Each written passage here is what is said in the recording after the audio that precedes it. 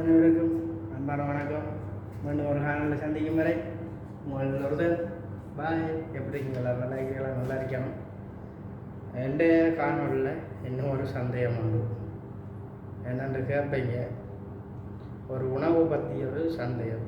அதாவது தமிழில் சுரக்கான்னு சொல்கிறோம், சிங்களத்தில் பட்டைக்கான்னு சொல்கிறோம். அது பட்டை மாறிக்கிறதால பட்டை காண்றாங்களான்னு தெரியல. ஆனால் வெட்டிட்டோன்னே பட்டைக்காய் இருக்குது. அந்த அக்கா அங்கே இதுதான் என்னுடைய சந்தேகம். இப்படி சந்தேகங்கள் ஒவ்வொருலையும் உருவாகி கொண்டு இருக்கிற முடிஞ்ச உறவுகள் ஏன் இதுக்கு இப்படி பேர் வந்தது, என்னத்துக்காக கொஞ்சம் தெரியப்படுத்துங்க.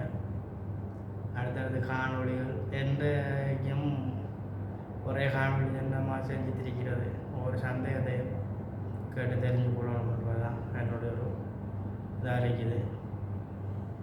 சுரக்காய் பட்டைக்காய் அதை வெட்டி பார்த்தா சுரக்கானது ஓகே, அந்த பருப்பு இருக்குது, மஞ்சள் அரைக்குது ஓகே. அந்த அக்காவை காணல.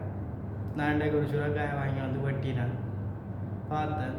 அந்த எண்ணத்துக்காக இப்படி சொல்லிப்பாங்க இதுக்காண்டு பெரிய ஒரு சந்தேகமாக பெரிய ஒரு கேள்வியாக இருந்தது.